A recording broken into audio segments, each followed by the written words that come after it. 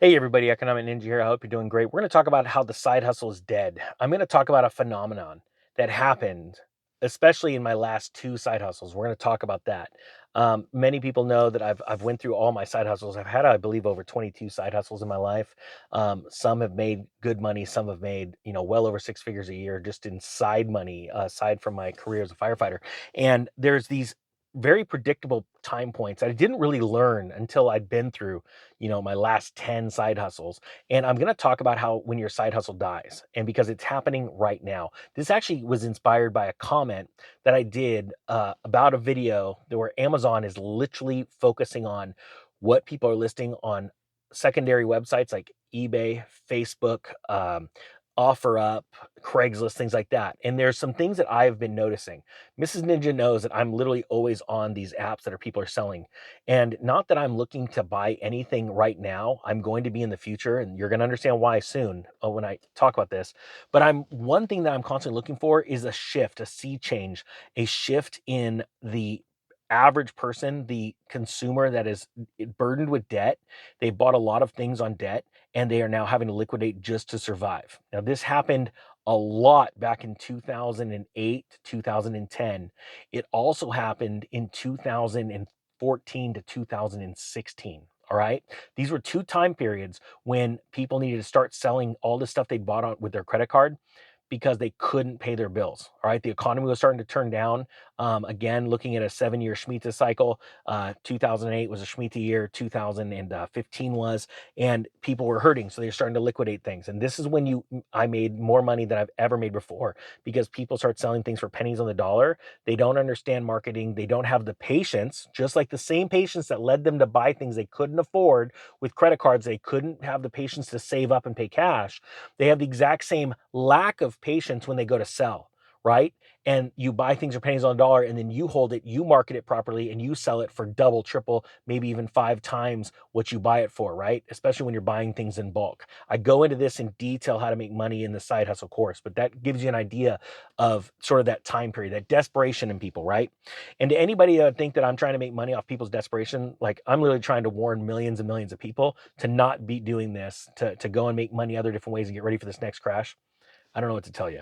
But that's how you make business, right? You make good deals. You make your money the day you buy something or invest in something because you did it right, hopefully, not the day you sell. All right. Because you understand its intrinsic value. Whatever you are investing in or buying, you are investing your money, your hard earned money, and you are buying it based on fundamentals. If I buy it at this price, it's overpriced. If I buy it down here, it's good, right? I can always flip it, sell it, use it, make money. It brings back money. Okay, so this comment on the video about Amazon tracking all these sites because they're concerned now that they are seeing the shift. Consumers are now not, they're only buying things they need to survive on Amazon. Costco even said the same thing in their earnings, and they are now selling their goods, right? Now, I've noticed that shift. I've noticed B&W speakers coming up, high-end things that work great, are in excellent condition. You know that they're only a couple years old. People bought them on credit. They now have to get rid of them. Or maybe they didn't buy them on credit, but they have to sell them. They need to come up with cash. They do not have enough cash to survive. So that's the first phase. Well, in my trailer side hustle, and if you guys don't know, I literally me and my best friend took $900 cash. We sold some rocks in my backyard for 900 bucks, turned that $900 into $100,000 cash the first year. And then literally for the subsequent years, we made over $100,000 a year on the weekends, having fun as best friends. I mean, we literally just had a blast on the road with our kids, making money, taking them to hotels on these road trips to buy trailers. But that trailer side hustle, and I did that for years, right? Making six figures a year just on my side hustle with my best friend. When we when I transitioned from tractors into that, so what happened, there was this phase where it happened both in trailers and in tractors. I was blowing up in tractors. I was selling palm trees, and a buddy of mine sold me a tractor. Said, "Hey, these things are too heavy for you. I got to move to Chicago. Why don't I give you a smoking deal on this tractor?" And he goes, "I'll give you such a smoking deal if you want. You could flip it. I don't want to sell it to anybody. I don't want to deal with anybody. You could flip it if you wanted to." And I used it for like a week, but I sold it for a profit, and it gave me an idea. And I started selling so many tractors. I'm like, why am I messing with palm trees? I'm making literally what I'd make in a month in palm trees selling one tractor.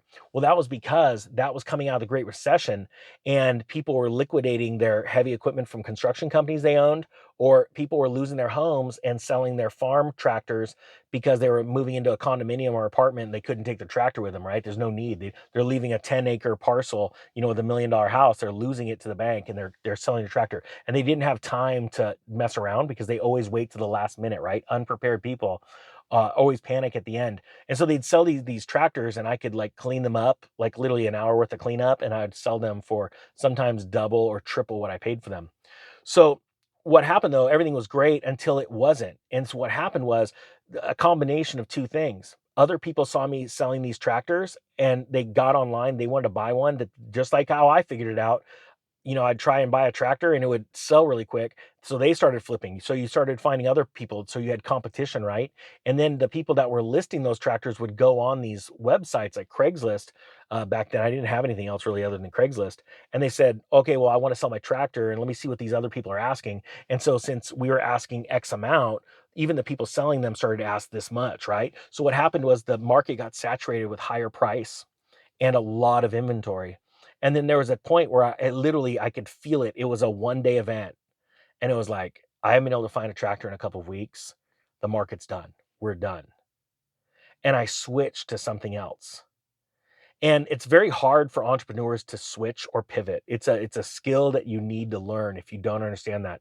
And one of those things is that you have to stop being so head down in your making money and just be making money down here. You need to keep your head popped up and saying, what's the consumer saying? What are they doing? And that's what's happening in business right now. There's so many businesses that are failing and they're going to go completely bankrupt. Where really a lot of businesses could sell, liquidate their equipment, right? Maybe even sell the business to somebody else. That's the greater fool theory in the business cycle. But you really have to think about it. So many businesses right now, while there's still some sort of spark of economic activity because it's about to go completely dead and flatline, they could sell off, break apart their company and say, hey, I'll give you an example. A wood company that I was just listening to a buddy of mine looking at, he was saying, hey, this skid steer is still worth it to somebody else outside of this industry. This sawmill is worth it to somebody outside of this industry. There's a lot of equipment here and there's some property here that I could split up and make a good profit where I could actually probably sell it for more broken up than selling the entire business, right? Um, but they're not thinking that way and they're gonna fail, right? So that's why people need entrepreneurs, and I talk about this in my business course, my side hustle course, why it's so important to be able to learn how to pivot. So what I did is when I said, okay, no more tractors, this is it, it's done, it's dead. I took my wealth that I created from the tractor business and I dove it in to some other investments. And then I had the ability because I had the time freed up because I was making money somewhere else with that money, causing it to grow. And back then it was in the crypto market, all right? And I was mining crypto and stuff. Literally, I would invest in machines that would spit out money. I know it sounds crazy, but it was a very rare moment in life that I dove into for about a year and a half, 2 years. It made a good amount of money there. And then I went into this trailer business and I was able to back a lot of, even like when me and my partner were flipping trailers, there were times where we didn't have enough money because we had lots of inventory, right? Literally, I think within 6 months, we had like $100,000 worth of inventory just sitting there.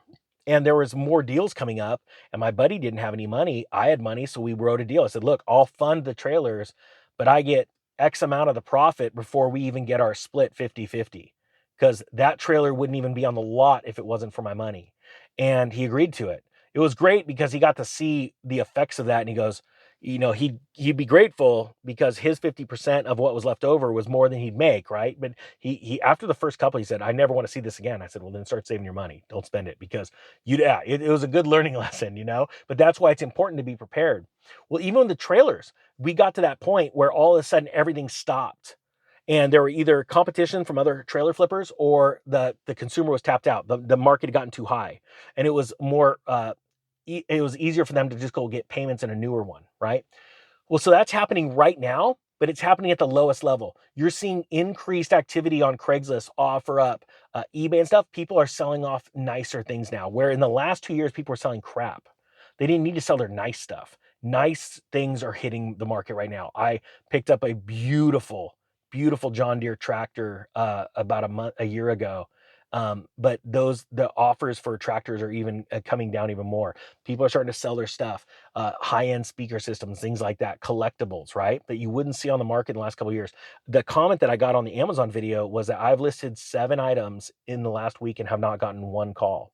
Now that also obviously comes down to price, right? That's the ultimate factor. Price always dictates a sale. If it's priced right, the consumer is going to buy your product over anyone else. That is it. They will drive 5 hours, and I've proven that, and I talk about that in my course. Why I listed all my tractor stuff, literally hours away from my home. I would never list in my own area, and I tell people why that's so important. But if you think about what's happening right now, um, I myself I wanted to clean out my garage, so I'm listing a bunch of stuff to get rid of it, and we're getting no activity. People are tapped, and you're going to start seeing some amazing garage sales and stuff. And the point being is that there's still amazing opportunities to make money, but you have to buy it at the right price. And so I want to hear from you. Like, what have you seen in the market? Like, are you trying to sell some things? All of a sudden, you saw so much certain activity, level of buying that you were selling things, and now has it dropped to nothing? I want to know what it is. What are you trying to sell that you can't sell? What are you finding deals? A lot of people, another thing that I've learned over my years of being honest is the most amazing thing ever. When you're honest and you don't try and talk people down or insult their stuff to get a better price, but you're honest with them about what you can pay, what you're willing to pay, and then still compliment their stuff, you find so much success. It's insane. I go into that much greater detail in other videos, but it really truly is amazing. But what are you seeing? I was never afraid of competition in the trailer business. I would tell people, yeah, we flip trailers and it makes great money. You should try it too. You could start with the trailer you're trying to sell me. You could, wait and be patient. And 9 times out of 10, they would call me back up and go, no, we just want to sell it to you. Thank you for being honest. It worked out great. But I want to hear what you guys are seeing in the marketplace too. So the tides are shifting, things are happening, and we're going to go through a period of a year where it starts to get really dark and people aren't buying and selling and activity stalls. And that's starting right now. The consumers are getting clued into what's going on. The average consumer that would have rolled their eyes at you a year ago are now going, okay, something's wrong, but I don't know what it is. In about 6 months, they're going to be able to tell you exactly what it is. And that's when you see economic activity just go whoop. And that's why I'm calling for this fall in the fall. Guys, I hope you had a great day. I hope you have an awesome year selling and buying things and starting your side hustles. Remember, you will find more success starting a side hustle during very hard economic times than you will in a good time. I know it sounds crazy, but the deals are coming. And this is when you want to start preparing yourself, preparing your finances to start crushing it. I hope you got something out of this. Thank you to everyone. Hit the subscribe button, the thumbs up button. I'll see you later.